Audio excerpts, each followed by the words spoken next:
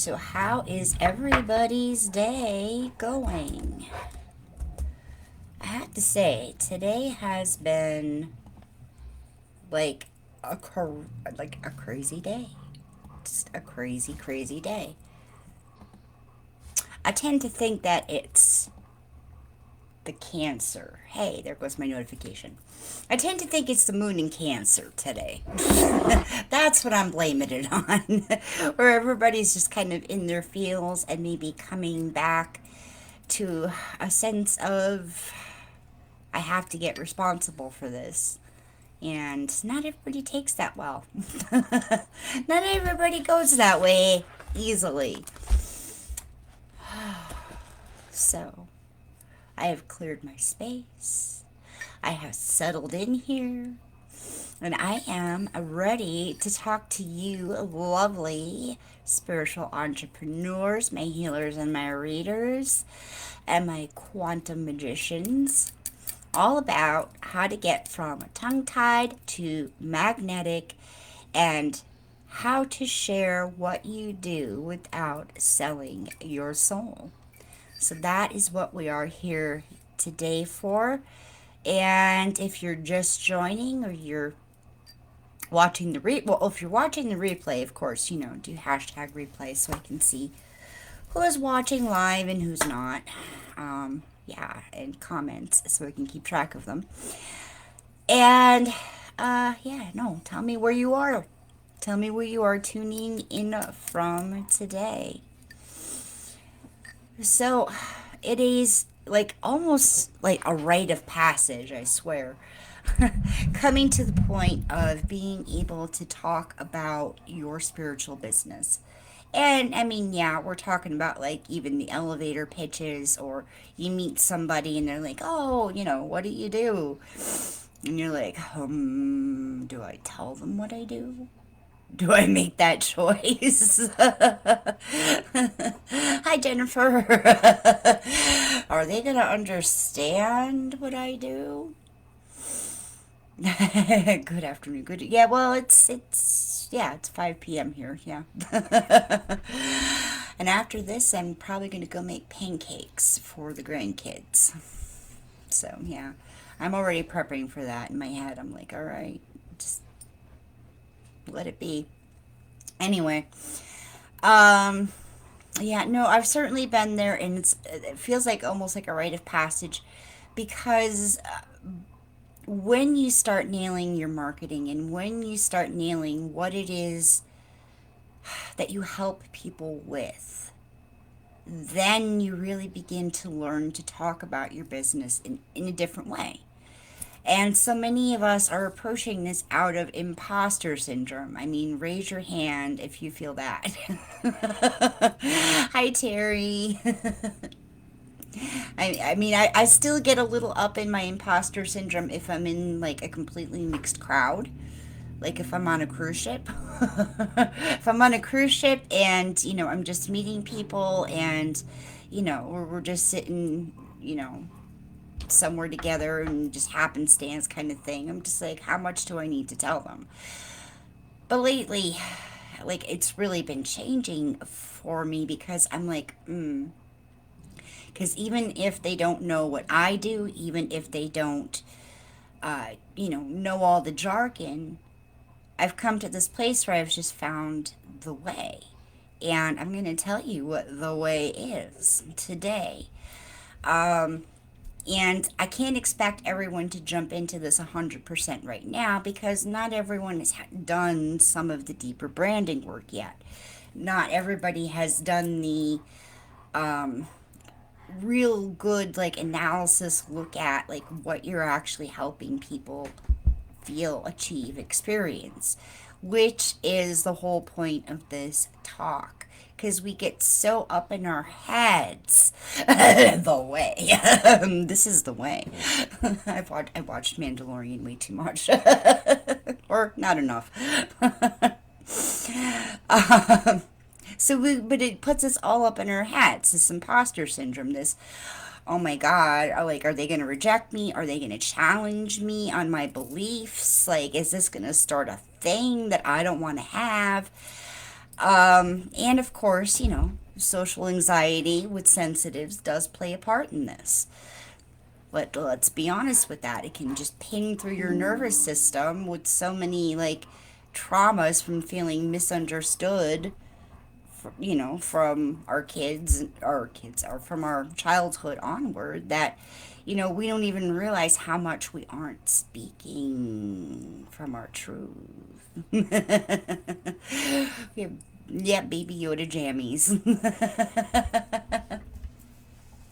We have like baby Yoda just randomly throughout the house, and my cat actually had a little squishy with the ears and everything. Yeah, oh, that was one of her favorite babies. She would carry that around with her.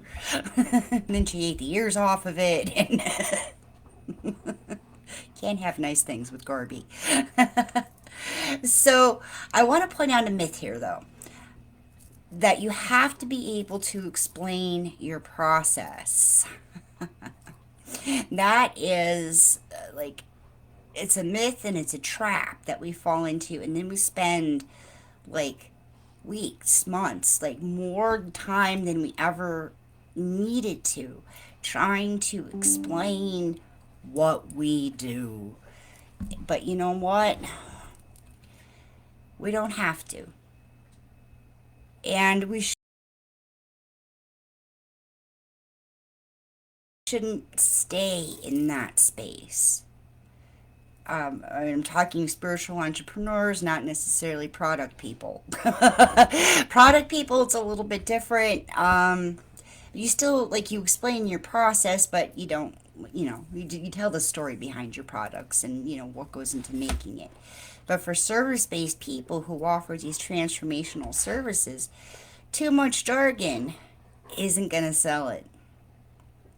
And what you think is normal probably isn't normal for somebody just coming into your world, unless you're already trying to attract high level spiritual people, like for a certification course, for advanced trainings, for, just a deeper level of support for them. Yeah, you don't like explaining what you do. Yeah. It puts us on that spot of, oh my God, like, how is somebody going to receive this and then me? But you do have to explain how your work is experienced. So that can take a couple different things, a couple different aspects. That can be, how does one go about deciding they want a session? How does one go about partaking in a session with me? What does one feel and experience while I am doing the session with you? And what are the immediate results afterward? Like, we click the off button on our online session, and how do they typically feel? And then, of course, we can delve into the longer term results, like 1 week, 2 weeks, 3 weeks. Um, so, I mean, go back and maybe write all that down. But it's the when we start talking about the experiences that our people are having, that's when we're going to start seeing the pattern, the pattern that we need to see in order to really make our marketing effective. And in addition to that, when we are speaking about the results and how they felt and what they experienced, we instantly make what we do 1,000 times more relatable to somebody else, because it's a story. It's a story about what somebody else experienced. And that shifts their perspective from this logical mind trying to understand all those little bits and pieces you just like glitter spewed at them. That'll be a new term in my work, glitter spewed. um, to going like, oh, well, that's interesting. I can kind of get that. I can kind of get why that would feel so peaceful. And like, then they want to it's going to get their curiosity going about how that relates back to them and or somebody else they know. Because, half the battle is not just in telling somebody, some random person, what we do, but then also just like allowing them to relate it back to their world. So, like, just asking them, like, do you know somebody who's like, a little spiritual, or who's into this or that or the other thing? Well, I work with those people and I help them do this and that and the other thing, whatever it is that you do. Um, and the results and what that experience is like. And that's where all those little formulas kind of come into how people teach some of the branding, where it's just like the path to blank is through whatever the energetic keys are for your business. So, if you were taking part in the post I did yesterday, the question post, and I asked you what are like the top 3 experiences that your clients have, those are your energetic keys. But maybe when you're thinking about your larger brand and your larger vision and your highest medicine, you might need to tune those to like that higher vision instead, or something a little bit more specific. So for like, I know Jennifer, we were talking about sovereign and vital and sovereign priestesses, because you certainly do work the health aspect into a lot of this. So like that, that sovereignty and the health stuff, or the wellness stuff. For, I know Terry, we were looking at like emerging healers. So what do they need to experience on their path to being an emerging healer? I mean, they could need to experience a lot of things. But what is your zone of genius? What is the thing that you just tend to catalyze and bring out in people?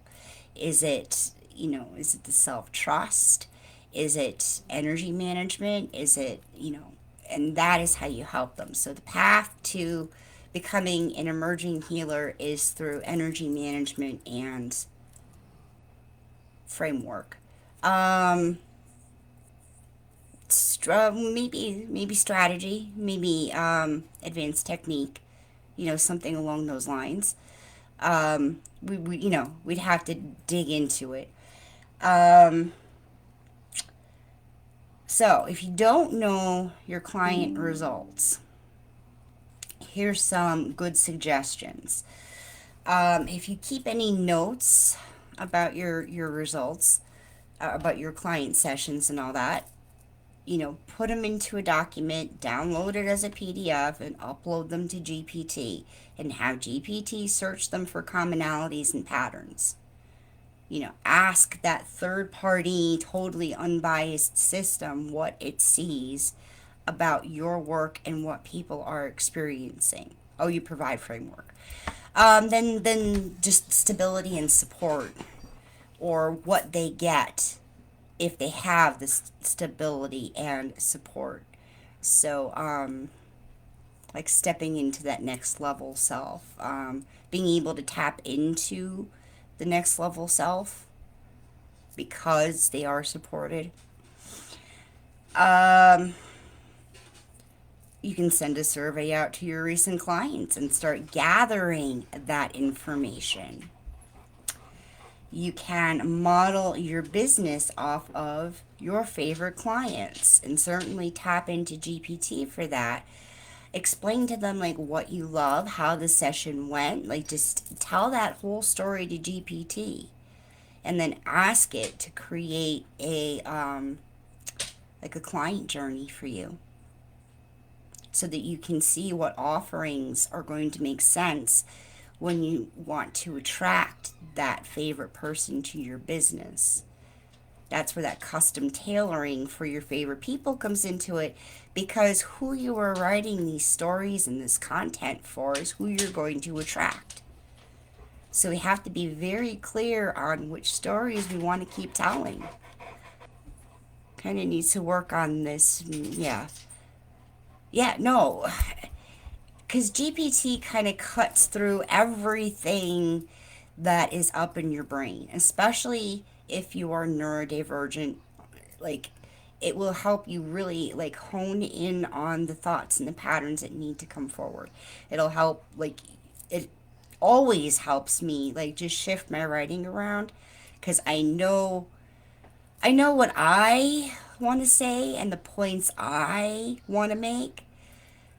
But when it comes to marketing, you always have to make that flip in how you're writing something, so that it is geared toward getting people involved in the conversation, and so that it is for other people, because your business and your content and your brand is that bridge between where they're at and getting to where they want to be. So we have to flip that around, our own stories, how we write. We have to make sure it's flipped around. And with a really good hook at the top, like a really good hook sentence, um, to really be able to capture their attention, so that they will then read what they need to read and hear and feel what they need to hear and feel and experience. Yeah. So, Jeep, like, solo entrepreneur, no. Unless you already have some kind of degree in creative writing, find a tool. Find a tool that's going to help you switch your writing around, help you really streamline that process for yourself. And if you don't, somebody's going upstairs and they don't know who, so they're going nuts.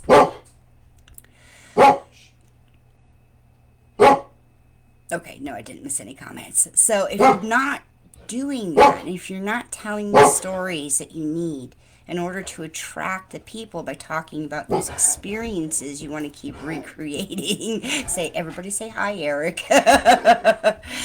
then you're making your business about yourself, and you're not making your business about the transformation and about, people changing their lives. And that's going to get you even deeper into imposter syndrome, because it's going to create more crickets. It's going to create more muddled thinking, because then you're going to feel like maybe, like, you're going to sense you need to shift something, but you're not going to necessarily be able to pin down what you need to shift, because you haven't, like, really looked at and felt into and brought forward who it is you're here to work with. So,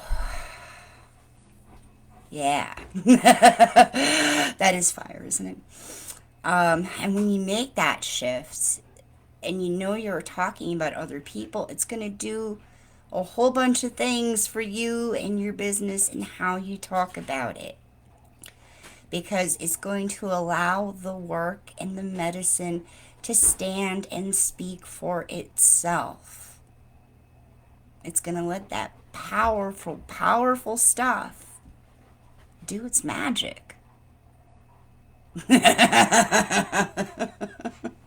Yes, glitter spew. And storytelling is one of the best kinds of social proof that there is out there, because it shows people you are living it. It shows people that you are leading it just by having a session. It shows people that, people do work with you. It shows people that you understand the work. It shows people that you understand what your client actually needs and wants and desires. And I'm not talking necessarily even about the big stuff. I'm talking about even like you are organized enough to hold a good session for somebody and hold space for them. you know? Because so many like people out there, like, they think sessions are just like about telling people what they need to hear, or not telling people what they want to hear and not what they need to hear from that loving soul space, or leaving those spaces of silence in between responses, so people can feel into what they're saying and how it hits them.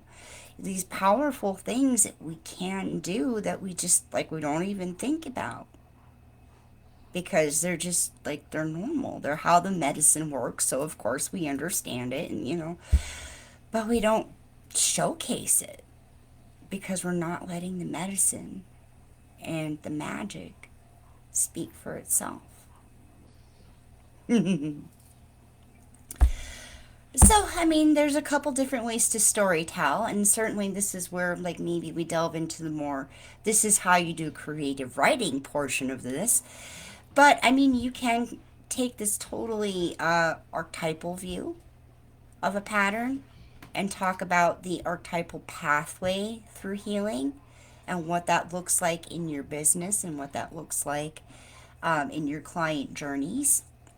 You can just combine stories from clients to show maybe different ways this one pattern does express itself, to see how it applies to different people. You can take a totally zoomed out perspective and show the large ripple effect one realization can have. Or you can even like zoom totally in on that one moment in a session where that shift happened, where you saw something just ping in their system and you knew their reality was going to be different. Of course, all based on the actual transformation, that longer journey that you're providing. So, always provide that context of this is why it's important in my business, because my business deals with this. Um, this is why you need GPT to hold all those little pieces together. But I want to leave you with this. Imposter syndrome isn't your reality. Yeah, it's a real feeling. Yeah, it's something we have to grow through and we have to learn some resilience around. But when we allow ourselves to speak about our business from these places of joy, from these places of like, I know this magic works. Here's why it works. Look, it worked here. you know, the less imposter syndrome you will feel overall.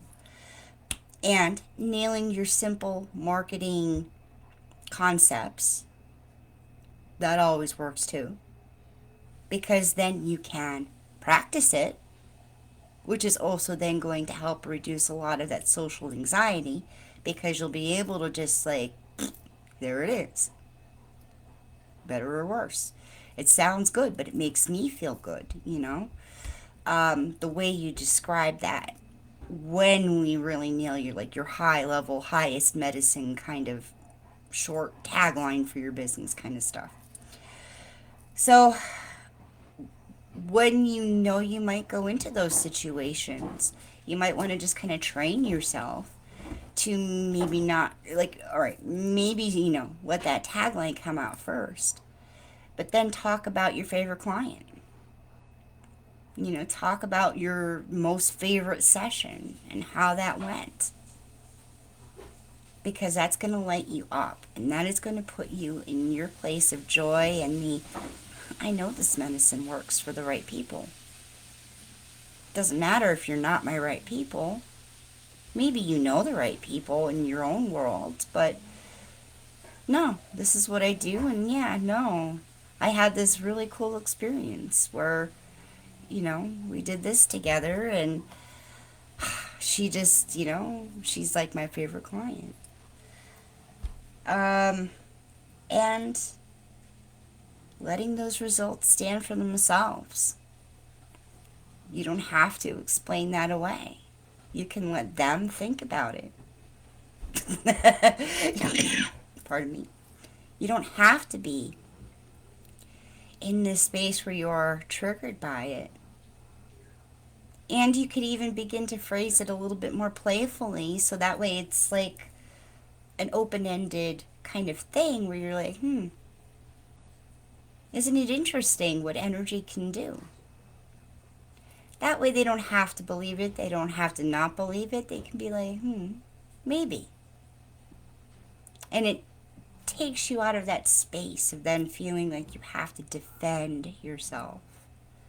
If you're doing, if you're talking about it to somebody who is, just random. You don't know anything about them.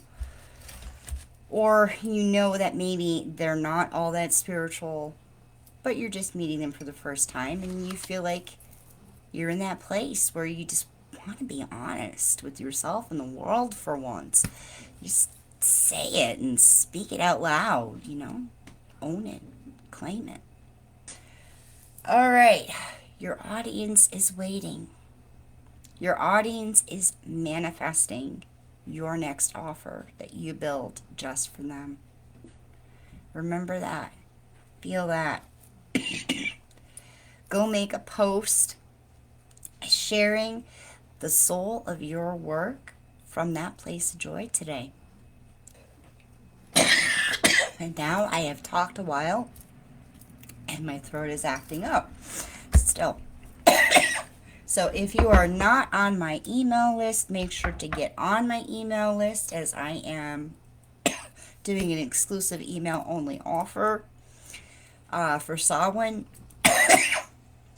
And otherwise, if you want to get your brand out of your head and into the 3D world where it can make huge impact and profit and support you, the life you want, and your clients from a place of beautiful, easy, equal transaction, then you're going to want to find out about my Mystic Success Blueprint VIP days, where we take 4 hours, pull out our crystals, get in our comfy wear, get very centered, open our energy, and delve into who it is that you are here to serve with your highest medicine, and turn that into a brand plan that will knock your income goals out of the park. But DM me if you're interested in that. Otherwise, I will see you next week for another Successful Empath Masterclass. And thank you, Terry and Jennifer, for spending this half hour with me. And I will see you guys around.